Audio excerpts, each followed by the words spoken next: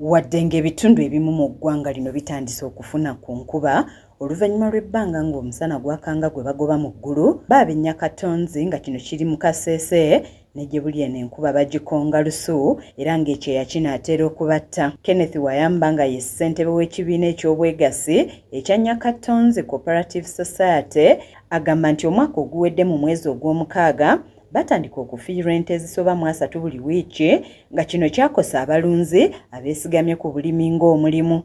Kutandika kwa mukaaga kuhicho kwa mwenda hala amazire kufa ente zikwingana 500. Hati omusana ngongera gutandika omwaka gununo omusana gutandika oku 12 mpaka kwa kasatu nkuja kuhwayo. Aha naha saa zinu buli kiro mpite ente nka 30.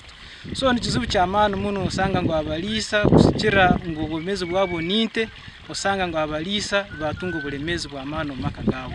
Ye Godfrey Bagumisa wamu ne Patrick Mujama nga nabo balunzi mu kitundu kino basabye gavumenti okubasembeeza amazzi mu kitundu kyabwe ente zaabwe zisobole okufuna gezinywa. Izweri omwaka okuhire tukaita ente 500 ekizibu kikaleeta omusana nk'ogu natwe tuyina obutiini okuba hatatu bwagutandikire kuyo kwezi kwa 12 okuhicha torangu reti yente kufa embera nyingi kusaba gavumenti tuyande akigambo ky'amezi amezi kipagasazo gagira gwiye no kwiragura. Ham Natwera nga kansala wa district akikirira eggombolola y'e Nyakatonzi agumiza abatuuze ng'agamba nti gavumenti ekola ekisoboka okulaba ng'egonjoola okusoomoozebwa kwe bayitamu. Of course, government is trying to work. We have Nyamugasani Water Project.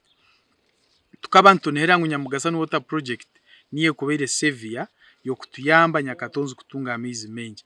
But as of now, Nyakatonzi was bakagiclusteringa under second phase. Ivan Muhindo yakusakidde emboozi eno ku Lwa KSTV agaleero.